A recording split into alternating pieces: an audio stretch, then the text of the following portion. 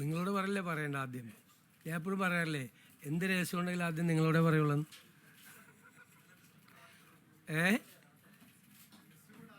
അല്ല, ഗവർണറെ കാണുന്നതിന് മുമ്പ് പറയാൻ പാടില്ല. അതിനുള്ള അധികാരം നമുക്കില്ല. അതുകൊണ്ടാണ്. എന്നിട്ട് ഓടി വന്ന് നിങ്ങളോടാ പറഞ്ഞത്. എന്ത് പാടുപെട്ടാ ഓടി എത്തിയത് അവിടെ. അപ്പോൾ നമ്മൾ ഇന്നിപ്പോൾ ആദ്യത്തെ മന്ത്രിസഭാ യോഗം കഴിഞ്ഞു സത്യപ്രതിജ്ഞയ്ക്ക് ശേഷം. അപ്പോൾ തെരഞ്ഞെടുപ്പ് കാലത്ത് UDF 5 ഗ്യാരണ്ടികൾ ജനങ്ങൾക്ക് നൽകിയിട്ടുണ്ടായിരുന്നു. ആദ്യത്തെ മന്ത്രിസഭാ യോഗത്തിൽ തന്നെ അതിലെ 2 ഗ്യാരണ്ടികൾ നടപ്പാക്കാൻ തീരുമാനിച്ചു. ഒന്ന്, KSRTC ബസ്സുകളിലെ സ്ത്രീകൾക്കുള്ള സൗജന്യ യാത്ര അനുവദിക്കുന്നത് സംബന്ധിച്ച് ജൂൺ 15-ാം തീയതി മുതൽ നടപ്പാക്കും. അതിൻ്റെ വിശദാംശങ്ങൾ പിന്നീട് പ്രഖ്യാപിക്കും. ജൂൺ 15 മുതൽ, അടുത്ത മാസം 15-ാം തീയതി മുതൽ KSRTC ബസ്സിലെ സ്ത്രീകളുടെ സൗജന്യ യാത്ര ആരംഭിക്കും.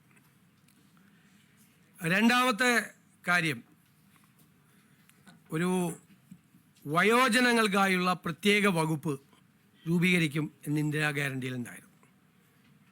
നിങ്ങൾ കേൾക്കുമ്പോൾ അത് തീരുമാനമെടുത്തിട്ടുണ്ട്. വയോജനങ്ങൾക്കായി പ്രത്യേക വകുപ്പ് രൂപീകരിക്കാൻ പോവുക. ഞാൻ വളരെ അഭിമാനത്തോടെ പറയുന്നു, എൻ്റെ അറിവിൽ നമ്മുടെ രാജ്യത്ത് ആദ്യമായിട്ടാണ് ഒരു സംസ്ഥാനത്ത് വയോജനങ്ങൾക്ക് വേണ്ടി പ്രത്യേകമായ വകുപ്പ് രൂപീകരിക്കുന്നത്. ഞങ്ങൾ ആ വകുപ്പ് രൂപീകരിച്ചതിന് ശേഷം ഇത് ഏറ്റവും ഭംഗിയായി നടപ്പാക്കിയ രാജ്യം ജപ്പാനാണ്. ഏറ്റവും ഭംഗിയായി വയോജനങ്ങളുടെ ഒരു ജീവിതം തന്നെ മാറ്റിമറിച്ച വിപ്ലവകരമായ ഒരു നടപടിയാണ് ജപ്പാനിലെ ഗവൺമെൻറ്റുകൾ സ്വീകരിച്ചത്. നമുക്കിപ്പോൾ എല്ലാം ചെയ്യാനുള്ള പരിമിതികൾ നമുക്കുണ്ട്, എങ്കിലും ആ മോഡൽ കൂടി പരിശോധിക്കും. അതിനുള്ള ഒരു നല്ല സ്റ്റഡി അടുത്ത 1-2 മാസത്തിനുള്ളിൽ പൂർത്തിയാക്കി കേരളത്തിലെ വയോജനങ്ങളെ, ഞാൻ കരുതുന്നത് ഒരു സമൂഹം പരിഷ്കൃതമാണോ അല്ലയോ എന്ന് പരിശോധിക്കാനുള്ള ഒരു അളവുകോൽ ആ സമൂഹത്തിലെ മുതിർന്ന ആളുകളോട് എങ്ങനെ പെരുമാറുന്നു എന്നതാണ്. അപ്പം നമുക്ക് കേരളം സിവിലൈസ്ഡ് സൊസൈറ്റിയാണ്, പരിഷ്കൃത സമൂഹമാണെന്ന് ലോകത്തോട് മുഴുവൻ വിളിച്ചു പറയണമെങ്കിൽ പ്രായമായവരുടെ അല്ലേ, അവരോട് ഏറ്റവും മാന്യമായി, അവരെ കരുതലോടുകൂടി, അവരെ ചേർത്ത് പിടിച്ചുകൊണ്ടുള്ള ഒരു സമീപനവും പദ്ധതികളും കേരളത്തിലുണ്ടാകണം ധാരാളമായി. ഒരു വകുപ്പ് രൂപീകരിച്ച് അവിടെ കുറേ സെക്രട്ടറിയും ഉദ്യോഗസ്ഥരും വയ്ക്കുന്ന അല്ല അതിൻ്റെ ഉദ്ദേശം. വലിയ ലക്ഷ്യങ്ങളാണ് അതിൻ്റെ അകത്തുള്ളത്. സ്വപ്നതുല്യമായ കാര്യങ്ങൾ ഈ വയോജന വകുപ്പ് രൂപീകരിച്ചതിൻ്റെ പുറകിലുണ്ട്. അത് പുറകെ സ്റ്റെപ്പ് ബൈ സ്റ്റെപ്പായിട്ട് നടക്കും. അതിനുള്ള വിശദമായ ഒരു പഠനം തന്നെയാണ് വയോജന വകുപ്പിനെ സംബന്ധിച്ചുള്ള. നമുക്ക് കേരളത്തിന് വലിയ താമസമില്ലാതെ ലോകത്തോട് മുഴുവൻ ഉറക്കെ വിളിച്ചു പറയാൻ പറ്റണം, ഞങ്ങളാണ് സിവിലൈസ് സൊസൈറ്റി, ഞങ്ങളുടെ പ്രായമായവരെ എങ്ങനെയാണ് നോക്കുന്നത് എന്ന് പറയണം. അതാണ്. അപ്പോൾ ആ 2 ഗ്യാരണ്ടി നടപ്പാക്കാനുള്ള തീരുമാനം എടുത്തിട്ടുണ്ട്. ഇനി നമ്മൾ ഈ വാക്കാണല്ലോ പ്രധാനം. വാക്ക് പറയുമ്പോൾ മറന്നുപോലെ ഭയങ്കര എളുപ്പമാണ്. പക്ഷേ വിശ്വാസ്യത എന്ന് പറയുന്നത് ഏറ്റവും പ്രധാനപ്പെട്ടൊരു കാര്യമുണ്ട്. ഞാൻ തന്നെ ആശാ വർക്കർമാരുടെ പന്തലിൽ പോയി സമരം അവസാനിപ്പിക്കുന്നതിന് മുമ്പും സമരം അവസാനിപ്പിച്ച ദിവസം ഒരു വാക്ക് പറഞ്ഞിട്ടുണ്ടായിരുന്നു.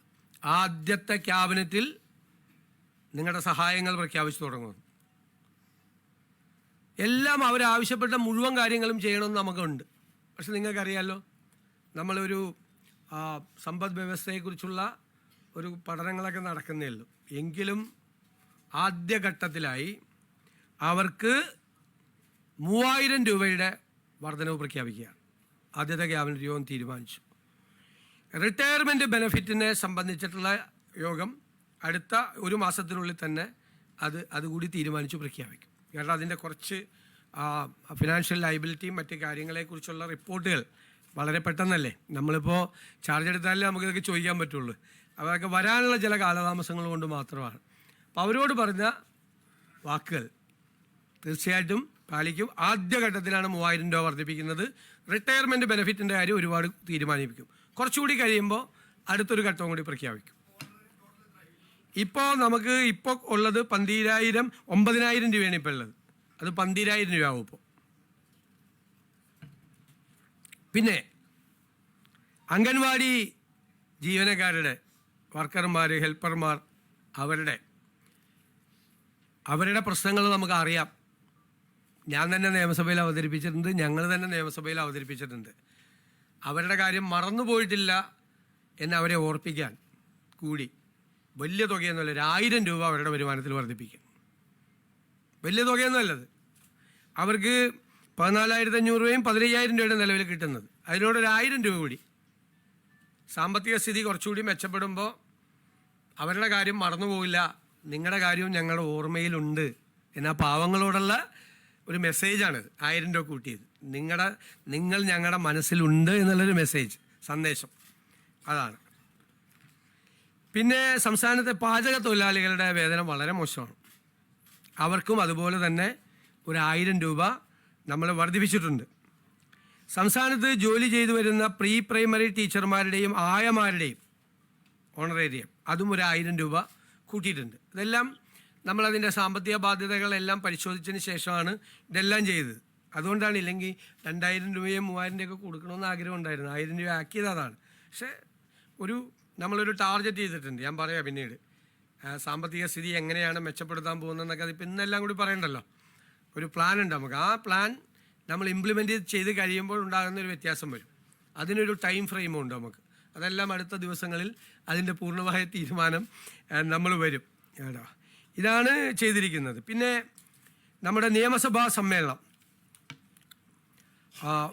മെയ് 21-ന് MLA-മാരുടെ സത്യപ്രതിജ്ഞ നടത്താനും 22-ന് സ്പീക്കറെ തിരഞ്ഞെടുക്കുന്നതിനുമായി നിയമസഭയുടെ ഒരു പ്രത്യേക സമ്മേളനം വിളിച്ചു ചേർക്കാൻ ബഹുമാനപ്പെട്ട ഗവർണറോട് ഞങ്ങൾ ശുപാർശ ചെയ്തിട്ടുണ്ട്. അങ്ങനെയാണെങ്കിൽ അതിൻ്റെ അംഗീകാരം കിട്ടുന്നതനുസരിച്ച് മെയ് 29-ന് ഗവർണറുടെ നയപ്രഖ്യാപന പ്രസംഗം കൂടി ഉണ്ടാവും. നമ്മുടെ സഭയിലെ ഏറ്റവും സീനിയറായ അമ്പലപ്പുഴ MLA കൂടിയായ മുൻ മന്ത്രി ശ്രീ G. സുധാകരനെ പ്രോടൈം സ്പീക്കറായി നിയമിക്കുന്നതിന് നമ്മൾ തീരുമാനമെടുത്തിട്ടുണ്ട്. G. സുധാകരനാണ് പ്രോടൈം സ്പീക്കർ.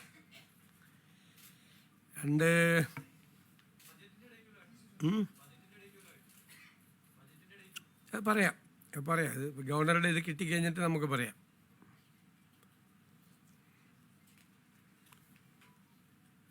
പിന്നെ നിലവിലെ advocate general Shri K. Gopalakrishnakurup രാജിവെച്ചിട്ടുണ്ട്. അദ്ദേഹത്തിൻ്റെ രാജി സ്വീകരിച്ചു. അഡ്വക്കേറ്റ് ജയ്ജു ബാബുവിനെ അഡ്വക്കേറ്റ് ജനറലായി, സീനിയർ അഡ്വക്കേറ്റാണ് ഹൈക്കോടതിയിലെ സീനിയർ അഡ്വക്കേറ്റ് ശ്രീ ജയ്ജു ബാബുവിനെ അഡ്വക്കേറ്റ് ജനറലായി നിയമിക്കാൻ തീരുമാനിച്ചു. അതുപോലെ director general of prosecution Shri TA ഷാജിയുടെ രാജി സ്വീകരിച്ചു. Shri T. Asaf Ali, advocate T. Asaf Ali, അദ്ദേഹം നേരത്തെയും ഡയറക്ടർ ജനറൽ ഓഫ് പ്രോസിക്യൂഷൻ ആയിരുന്നു പണ്ട് ഉമ്മൻചാണ്ടി സർക്കാരിൻ്റെ കാലത്ത്. അദ്ദേഹത്തെ ഡയറക്ടർ ജനറൽ ഓഫ് പ്രോസിക്യൂഷൻ ആകാൻ വേണ്ടിയിട്ട് തീരുമാനമെടുത്തിട്ടുണ്ട്. പിന്നീട് വളരെ പ്രധാനപ്പെട്ട തീരുമാനം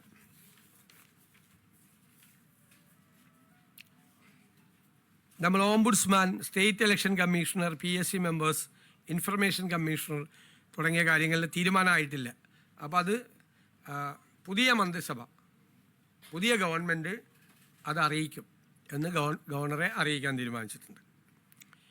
15/12/2023 ഈ നവകേരള സദസ്സിൻ്റെ പരിപാടിയുടെ ഭാഗമായി അന്നത്തെ മുഖ്യമന്ത്രി ആലപ്പുഴ ജില്ലയിൽ എത്തിയപ്പോൾ റോഡരികിൽ പ്രതിഷേധം നടത്തിയ 2 പേർക്കെതിരായി മുഖ്യമന്ത്രിയുടെ ഗൺമാന്മാരായ ആളുകൾ വളഞ്ഞിട്ട് ആക്രമിച്ച സംഭവം കേരളത്തെ നടുക്കിയൊരു സംഭവം ഉണ്ടായിട്ടുണ്ട്. ഒന്നും മറക്കാൻ പറ്റുന്നില്ല. അതിൽ അല്ലേ നമ്മളതിൻ്റെ രാഷ്ട്രീയ പ്രതികാരത്തിനൊന്നും അല്ല പോകുന്നത്. ബഹുമാനപ്പെട്ട ആലപ്പുഴ മജിസ്ട്രേറ്റ് കോടതി നവംബർ 8, 2024 ഒരു ഉത്തരവിട്ടിട്ടുണ്ട്. എന്താണ് ഉത്തരവ്? അതൊരു അന്വേഷണം നടത്തണം, പുനരന്വേഷണം നടത്തണം. കാരണം ഇവർ പറഞ്ഞത് ഒരു തെളിവുമില്ല എന്നാണ് പറഞ്ഞത്. അപ്പോൾ വീഡിയോ ഉണ്ടെന്ന് പറഞ്ഞു, വീഡിയോ ഇല്ല എന്ന് പറഞ്ഞു. അപ്പോൾ ഇവർ വീഡിയോ ഹാജരാക്കിയപ്പോൾ കോടതിക്ക് അത് ബോധ്യമായി. കാരണം മുഖ്യമന്ത്രിയെ രക്ഷിക്കുന്നതിന് വേണ്ടിയിട്ടല്ല, ഞാൻ എൻ്റെ മെറിറ്റിലേക്കൊന്നും പോകുന്നില്ല, ബോധ്യമായി. അപ്പോൾ കോടതി ഒരു പുനരന്വേഷണത്തിന് ഉത്തരവിട്ടിട്ട് ഇതുവരെ അന്വേഷണം നടത്തിയിട്ടില്ല. അപ്പോൾ നമ്മൾ നടത്തണ്ടേ? നിയമപരമായ ഇതല്ലേ.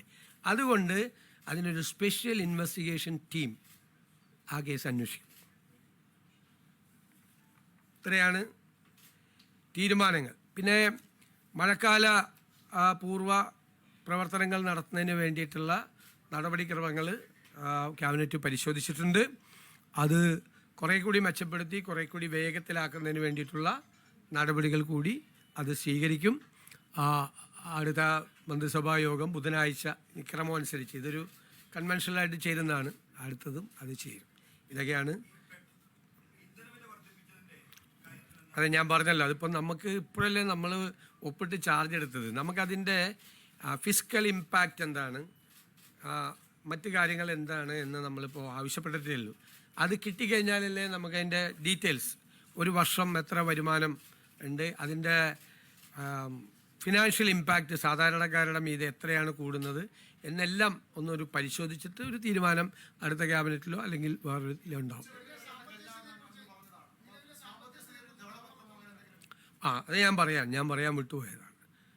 തീർച്ചയായിട്ടും ധവളപത്രം ഇറക്കും, സാമ്പത്തിക സ്ഥിതിയെക്കുറിച്ചുള്ള ധവളപത്രം ഇറക്കും. അത് തീരുമാനമായിട്ടുണ്ട്. അത് ഒരു ഉദ്യോഗസ്ഥ തലത്തിൽ മാത്രമല്ല, വിദഗ്ധരായ ആളുകളെ ഒരു ടീം അത് പിന്നീട് പ്രഖ്യാപിക്കും. വളരെ പെട്ടെന്ന് വേണം. സാമ്പത്തിക വിദഗ്ധരായ ആളുകളുടെ ഒരു ടീം അത് അന്വേഷിക്കാൻ വേണ്ടിയിട്ട് ഉണ്ടാവും. അത് പരിശോധിച്ച് നിലവിലെ സാമ്പത്തിക സ്ഥിതിയെക്കുറിച്ച് കേരളത്തിലെ ജനങ്ങളെ ബോധ്യപ്പെടുത്തുന്നതിന് വേണ്ടിയിട്ടുള്ളൊരു ധവളപത്രം ഉണ്ടാവും. അതല്ലേ ഞാൻ പറയാം. അതിൻ്റെ വിശദാംശങ്ങൾ പിന്നീട് തരും. 15-ാം തീയതി മുതൽ അത് നടപ്പാക്കും. വിശദാംശങ്ങൾ അടുത്ത ദിവസങ്ങളിൽ തരും, നിങ്ങൾക്ക് തരും. അല്ലല്ല, അതൊന്നും എല്ലാം കൂടി നമ്മളൊരു ആദ്യത്തെ ക്യാബിനറ്റ് തീരുമാനിച്ച അടുത്ത ദിവസമൊക്കെ പോയി വെറുതെ ഇരിക്കേണ്ടി വരില്ലേ, ചുമ്മാ. ഇല്ലില്ലേ, SIT രൂപീകരിച്ച അത് ആഭ്യന്തര വകുപ്പാണ് അത് ചെയ്യേണ്ടത്. അതൊക്കെ അവർ ചെയ്തോളും ഭംഗിയായിട്ട്. അതിലൊക്കെ ക്യാബിനറ്റ് എടുക്കേണ്ട കാര്യം.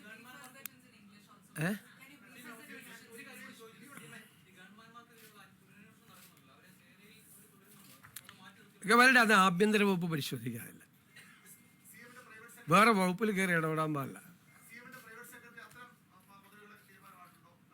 ഇല്ലില്ല, അതൊക്കെ പറയാം. നമ്മളൊന്ന് ഒപ്പിട്ട് ഇങ്ങ് വന്നല്ലേ ഉള്ളു. ഒന്ന് ഒരു അത്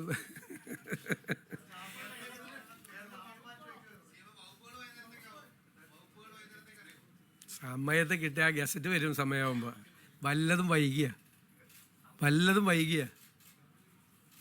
റെക്കോർഡ് അല്ലേ? റെക്കോർഡ് സ്പീഡിലാണ് കാര്യങ്ങൾ പോണത്. ഞാൻ പറഞ്ഞല്ലോ, അത് ജൂൺ 15-ാം തീയതി മുതൽ നടപ്പാക്കും. അതിൻ്റെ ഡീറ്റെയിൽസ് വിൽ ബി ഇൻഫോംഡ് എന്ന് പറഞ്ഞല്ലോ.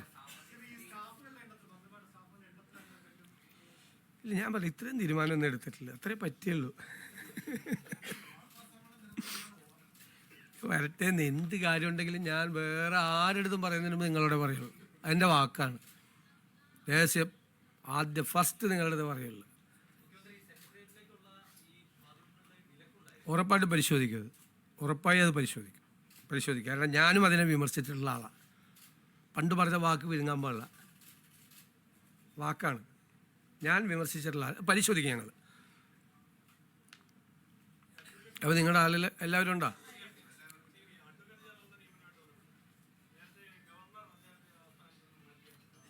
ആരെ? ഏത് സ്ഥാനത്ത് നിന്ന്? അതിനെന്തിനാ എല്ലാവരും ജീവിതകാലം മുഴുവൻ കേരളത്തിൽ വരുന്ന എല്ലാ ഗവർണർമാർക്കും ഒരാളെ അഡ്വൈസറായിട്ട് വയ്ക്കാൻ പറ്റുമോ? അതെന്താ കാര്യം?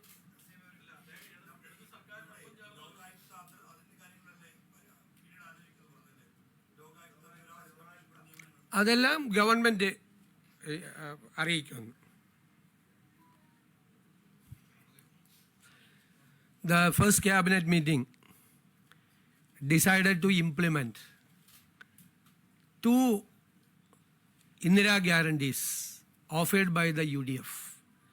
First of all, the free journey of women in the KSRTC buses. It will be implemented from June 15th onwards, 15th June onwards. The details will be informed later. Second, we are going to constitute a new department for the old age people. I think this will be the first one in India. We have many dreams about the old age people.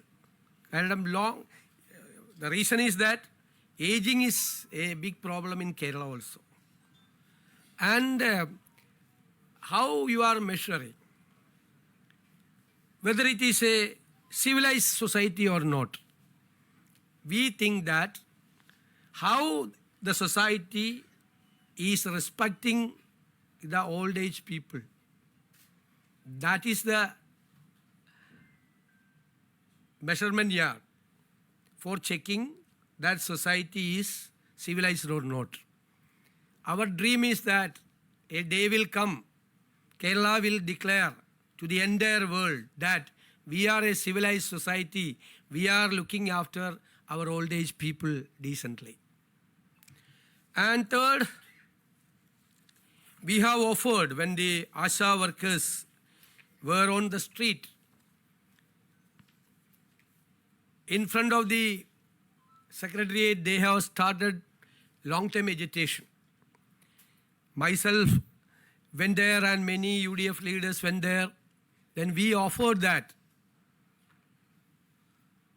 we will make actions to cure your problems. And the first cabinet will take a decision in favor of you. So, we kept our word. The first cabinet, we have decided to increase 3,000 rupees per month to all the ASHA workers as honorarium. Then for the Anganwadi workers, helpers, we increase 1,000 rupees per month. For the cooking staff in the schools, we are giving them 1,000 rupees per month more. And for the pre-primary teachers and ayahs, their honorarium is also increased by 1,000 rupees.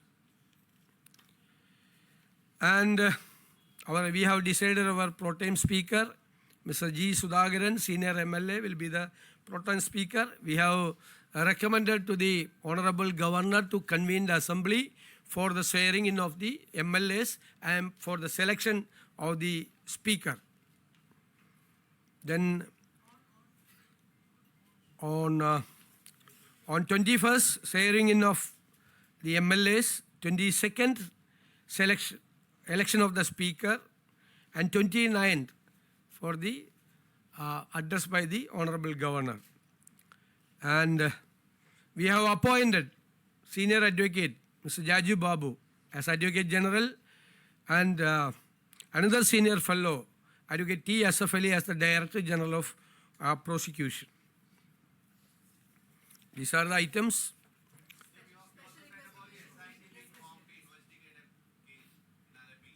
Yeah.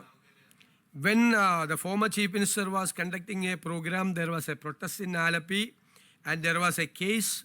2 workers were brutally attacked by the gunmen of the Honorable former Chief Minister. It was a case, and by rejecting the arguments put forward by the prosecution, the court issued an order for a reinvestigation. Unfortunately, for the last 1.5 years, the government has not so far issued an order for reinvestigation. So the first cabinet decided to constitute a special investigation team for the reinvestigation ordered by the Honorable Court. Okay? But do you think that it might sound like a politics of vendetta? That is why I told you that on November 8th, 2024, the Alappuzha District Court issued an order for a reinvestigation. not so far. The government has not issued an order for investigation. This is, we are implementing the court order. How it will, it can be interpreted as a political vendetta? No. But we don't forget anything. സത്യപ്രതിജ്ഞ ചടങ്ങിൽ സാധാരണ ഈ ഉള്ള ഒരു protocol കീഴ്വഴക്കം മാറ്റി വെച്ചുകൊണ്ട് പുതിയ രീതിയിലേക്ക് പോകുന്നത് പ്രീസിഡൻസ് ഒക്കെ മാറ്റപ്പെടാനുള്ളതല്ലേ. പ്രീസിഡൻസ് എന്ന് വെച്ച് കഴിഞ്ഞാൽ ഒരു 100 കൊല്ലം കഴിഞ്ഞാൽ ഇത് 150 കൊല്ലം മുമ്പുള്ള പ്രീസിഡൻസ് എന്ന് പറഞ്ഞിട്ട് കാര്യമുണ്ട്. ഇത് നിങ്ങൾ കണ്ടില്ലേ, ഈ സത്യപ്രതിജ്ഞ നിങ്ങൾ കണ്ടില്ലേ. ഈ സത്യപ്രതിജ്ഞയിൽ വന്ന അതിഥികൾ ആരൊക്കെയായിരുന്നു? ശ്രീ രാഹുൽ ഗാന്ധി, ശ്രീ മല്ലികാർജുൻ ഖാർഗെ, ശ്രീമതി പ്രിയങ്ക ഗാന്ധി, 3 സംസ്ഥാനങ്ങളിലെ മുഖ്യമന്ത്രിമാർ, 2 സംസ്ഥാനങ്ങളിലെ ഉപമുഖ്യമന്ത്രിമാർ, നിരവധി സംസ്ഥാനങ്ങളിൽ നിന്നുള്ള മന്ത്രിമാർ, ഛത്തീസ്ഗഡിലെ മുൻ മുഖ്യമന്ത്രി ശ്രീ ഭൂപേഷ് ബാഗൽ. ഇതിനു മുമ്പ് ഏതെങ്കിലും സത്യപ്രതിജ്ഞയ്ക്ക്, ഏതെങ്കിലും ഗവൺമെൻറ്റിൻ്റെ ഒരു സത്യപ്രതിജ്ഞയ്ക്ക് ഇത്രയധികം നേതാക്കൾ ഒരുമിച്ച് വന്ന സമയം ഉണ്ടായിട്ടുണ്ടോ?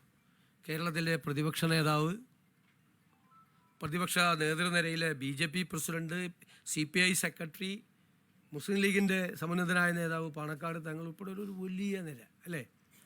അവിടുത്തെ ക്രൗഡ് എന്താണ്?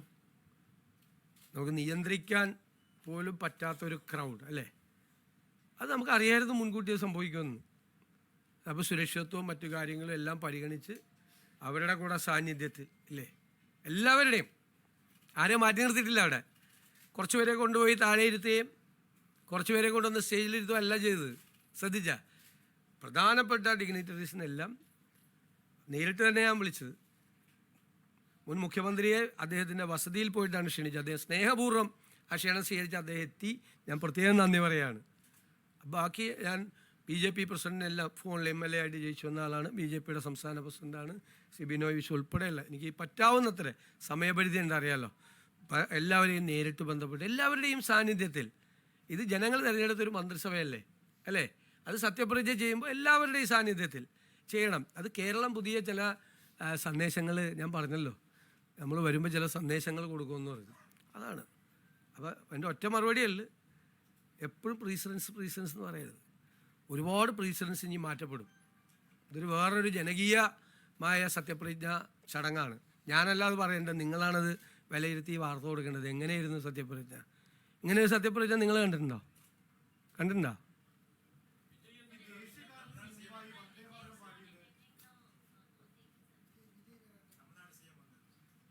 അല്ലല്ല, അദ്ദേഹം വരും. ഞാൻ പറഞ്ഞല്ലോ, ഇന്നലെ നിങ്ങളോട് പറഞ്ഞല്ലോ, അദ്ദേഹം വരും. ഇപ്പം ശരിയപ്പാ, ഇതെല്ലാം എന്തോരം പറഞ്ഞ്